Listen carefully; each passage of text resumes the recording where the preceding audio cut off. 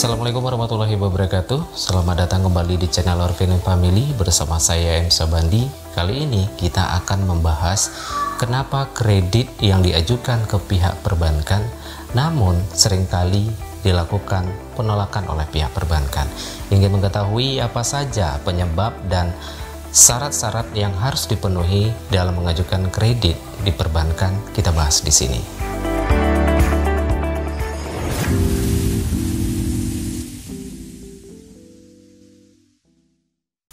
Teman-teman, setiap perbankan memiliki persyaratan administratif dan juga persyaratan teknis. Hal itulah yang harus kita ketahui dan harus kita penuhi dalam mengajukan kredit pada perbankan itu sendiri.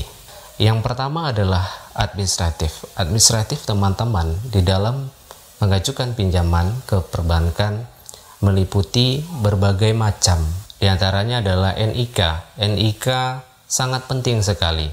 Nomor induk kependudukan, KTP yang Anda miliki harus benar-benar terdaftar pada Kemendagri.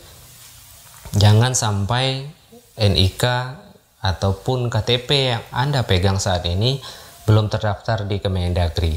Kemudian teman-teman, syarat administratif yang kedua, hal yang sangat penting adalah SID ya. Kalau zaman dulunya itu disebut dengan SID, namun sekarang disebut dengan SLIK ya.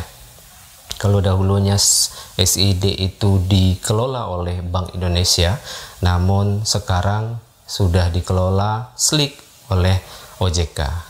Namun sumber datanya itu sama saja dari perbankan yang dilaporkan ke regulasi ke OJK dan kembali didistribusikan kepada pihak perbankan yang membutuhkan data informasi debitur tersebut. Teman-teman, kenapa kredit yang diajukan ke perbankan terjadi penolakan jika terkena SID atau SLIK yang merah, atau katakanlah pernah mengalami kredit macet atau kredit yang belum tuntas pada lembaga pembiayaan ataupun juga perbankan lainnya. Katakanlah dahulunya teman-teman pernah memiliki kredit kendaraan bermotor sampai hingga saat ini belum terselesaikan. Itu adalah penyebab salah satu kredit yang Anda ajukan ke pihak perbankan itu tidak cair dan ditolak oleh pihak perbankan itu sendiri. Teman-teman, setelah kita mengetahui syarat administratif yang harus dipenuhi dalam mengajukan permohonan pinjaman, kita masuk ke persyaratan teknis. Persyaratan teknis ini sangat berbeda-beda di antara perbankan. Namun, pada dasarnya tujuan perbankan membuat sebuah aturan itu sebenarnya hampir sama. Salah satunya adalah umur. Setiap perbankan memiliki batasan umur untuk diberikan kredit. Mungkin adalah pertimbangan kemampuan nasabah untuk mengelola usaha. Namun, pada dasarnya negara kita membatasi umur yang cakap hukum adalah 21 tahun ke atas. Jangan sampai nanti teman-teman mengajukan kredit di umur 16 tahun atau 17 tahun, karena itu akan berakibat ditolaknya kredit teman-teman saat mengajukan kredit. Kemudian yang kedua adalah usaha yang belum produktif lebih dari 6 bulan, ataupun juga ada perusahaan perbankan yang membatasi usaha yang sudah produktif minimal 2 tahun. Nah, teman-teman, jangan sampai teman-teman mengajukan kredit untuk membuka usaha baru, karena pasti itu akan dilakukan penolakan oleh pihak perbankan. Teman-teman, yang tidak kalah penting juga saya sampaikan, terjadinya penolakan permohonan kredit Anda di sebuah perbankan disebabkan oleh over limit dari permohonan ataupun terlalu besarnya permohonan kredit yang tidak seimbang dengan usaha putaran cash flow dari usaha teman-teman itu sendiri. Kalau banyak teman-teman mendapatkan informasi dari tetangga ataupun sekitar, kalau mengajukan permohonan, ajukanlah 2 kali lipat dari permohonan Anda yang sebenarnya kebutuhan kredit teman-teman.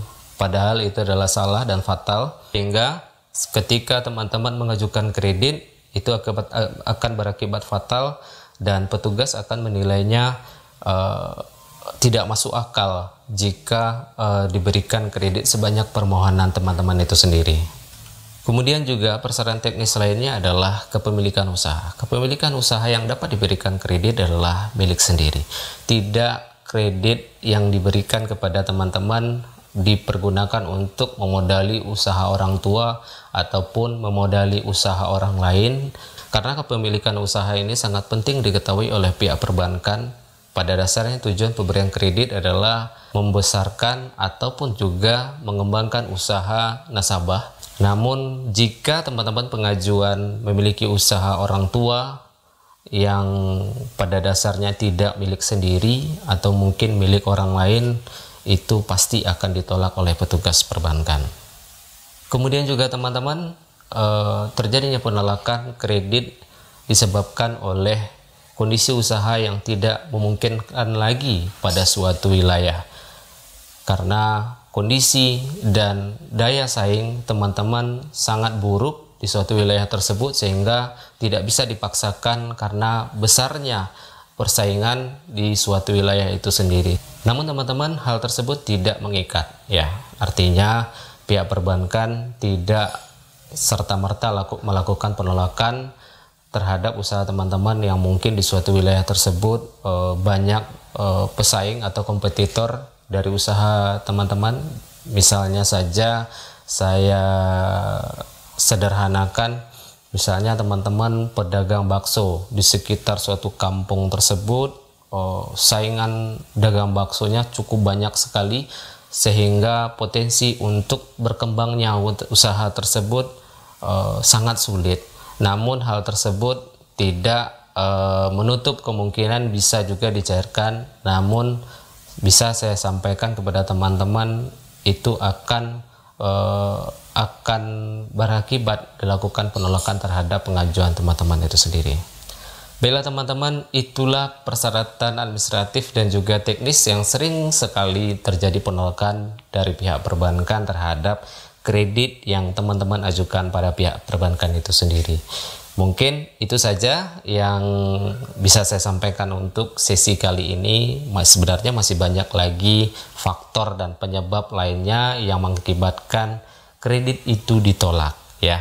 Dan lain waktu, lain kesempatan, saya akan coba mengupas tuntas kembali apa saja penyebab-penyebab dan bagaimana cara untuk menjaga ataupun juga mengatasi kredit ditolak oleh pihak perbankan itu sendiri.